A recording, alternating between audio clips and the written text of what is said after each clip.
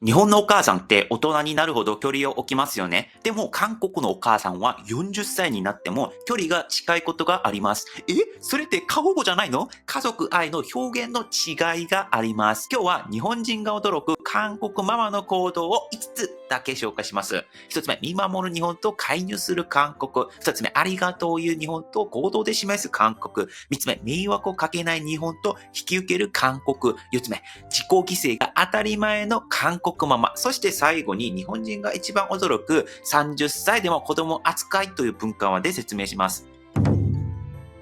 まず一つ目はですね、愛情表現の方向性が真逆なんですよ。見守る日本と介入する韓国ということです。日本のお母さんって困ったら言ってね、的な感じじゃないですか。韓国のお母さんは困る前に私が手伝う的な考え方です。これ本当に違うんですよ。例えば大学受験って日本では自分で決めなさいと背中を押す家庭多いですよね。もちろんそうじゃない場合もあると思うんですけれども、韓国では志望校選びから塾や面接、生活リズムまで一緒に戦う方が多いです。一部の家庭はですね、受験だけじゃなくて就職活動まで一緒に頑張るケースもあります。履歴書を確認したり、面接の日は朝から電話したり、社会人になっても電話する親子も変なことではありません。僕も日本に留学してて最初に驚いたのは、日本の親御さんは子供を信じて任せるのが本当に多いということ。最初は心配じゃないのかなと思いました。でも違いますよね。おそらくですが、信じているからこそ口を出さない。それが日本の愛情だと思うんですね。逆に韓国では放っておくなんて心配すぎるよ。この社会っていかに大変なものか知ってるの？的な感覚ですね。この険しい世界を一緒に戦っていこうね、的な感じですね。僕が思うに、どちらが正しいかっていう、議論も面白いんですけれども、僕が見るに、日本は自習性を育てる愛、韓国は一緒に背負う愛、同じ愛情なのに距離感正反対だったんですね。二つ目の話は、ありがとうを言わない韓国と、ありがとうを言う日本ということです。これ日本の皆様驚くポイントかもしれません。韓国ではですね、家族同士では、ありがとうってことを、日本に比べたらあんまり言わないかもしれません。感謝しないの？そう思いますよね。でもそれもまた違うと思うんですね。韓国では言葉より行動が愛情だと思います。例えば朝起きたらリンゴが全部剥いてある。夜遅く帰ると夜の夜食が電子レンジに入っている。雨の日は車で迎えに来る。帰る日には冷蔵庫が閉まらないくらいおかずを持たせる。だから韓国ではありがとうというよりかは行動でやってやるぞ的な感謝が多いかもしれません。でも日本では家族どうしても本当にありがとうとかごめんねを自然に口にするじゃないですか。僕はどちらかすごいというよりかはどちらも素敵なんだなという個人的には思っています。家族だからこそ家族でもちゃんと言葉にするっていうのが日本。一方で韓国ではそちらもいいけど行動でやってあげようっていうのが出ちゃうのが韓国っていう風に違いがあるんですね。で、僕はですね、日本でありがとうってことをたくさん聞ける機会があったから、僕自身も、韓国の家族への言葉、韓国に行くこと、頻繁に行くことはできませんけれども、LINE とかでありがとうございますみたいなこと、文化を学んで即、実用してる、使ってる状況であります。三つ目はですね、日本は迷惑をかけない親っていうのと、韓国は迷惑を引き受ける親ということです。これ、親のゴールっていう考え方が違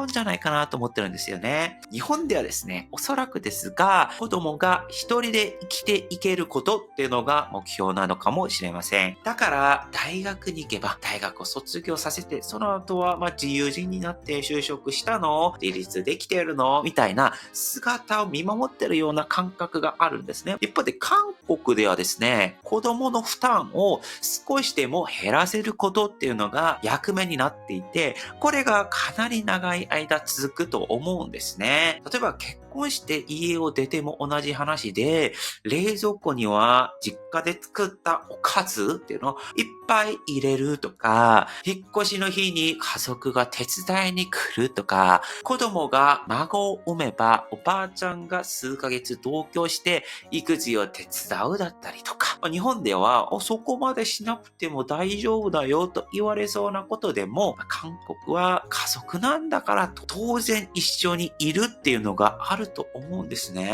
一方で、日本で生活してると、周りに迷惑をかけない。それは親にも適用される話なんだと思うんですね。子供にも迷惑をかけないだったりと。これはこれで素敵なことだと思っています。自分は自分の人生を全力で生きる。そして他人も他人の人生を全力で生きている。それを応援する。困っているって言われたら、全力で助けに行くっていうのが、日本では見えていて、それもそれでいいことだと僕思ってるんですね、個人的には。で、韓国ではそれは逆の方向で、家族っていうのは一緒に生きていく存在なんだからってことで、親も遠慮なく動くっていうのがあると思います。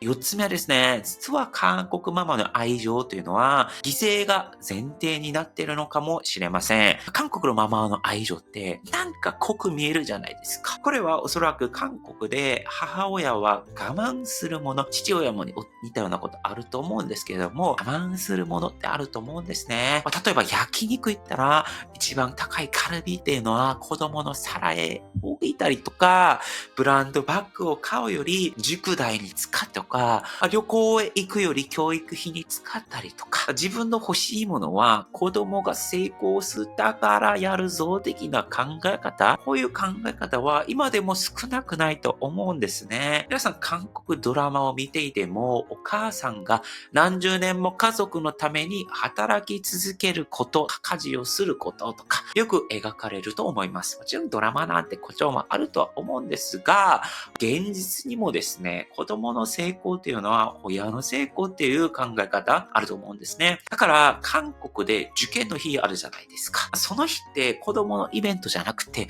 本当に子供以上に親のイベントでもあったりするんですね。合格発表とか就職が決まれば、もう親も一緒に泣いたりするんですよ。もう一つのチームなんですね。だから日本の皆さんからすると、なんで韓国はそこまで近いのとか思ったり驚いたりすると思うんですけれども、韓国社会って違う角度から見たらちょっと緊張状態っていうのが続いてるからかもしれないんですよね。だって戦争とか軍事政権とか民主化産業成長段階だったりとか、韓国社会でとにかく激烈に動いてるから、子供は一緒に生きていく、一緒に戦っていく姿あるかもしれません。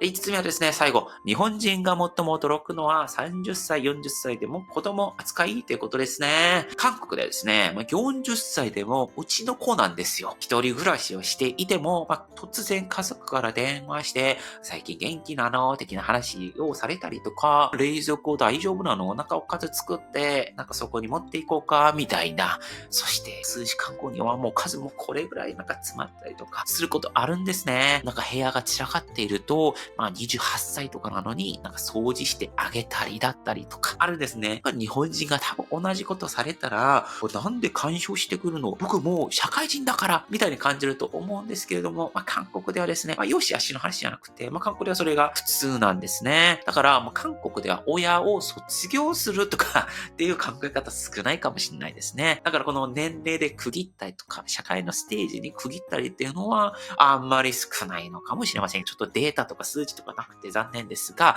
そういう感覚、僕以外の韓国の方でも似たような感覚あるかもしれません。これっておそらくですが、韓国の国土って小さいじゃないですか、日本に比べると。だから人口が結構密集してるんですね。だから独立したとはいえ、ソウルの中で車で30分くらいあれば行ける的なものがあるから、もう頻繁に行くし、頻繁におかず渡し、頻繁に会って、頻繁に何かをするっていう感覚残っているのかもしれません。このように文化違えば愛情の表現も違う。親としてのあり方っていうのは違うと僕は思いますね。この日本の相手を信じて待つ愛情も本当に美しいことだと僕はもう心から思ってますし、一方に韓国では最後まで一緒に背負う愛情なんだっていうのがあると思います。形は全然違うんですけれども、親が子供を思う気持ち、幸せになってほしいという気持ち自体は、日本と韓国で変わらないと思いますし、これは世界どこ行っても共通なんだと思うんですね。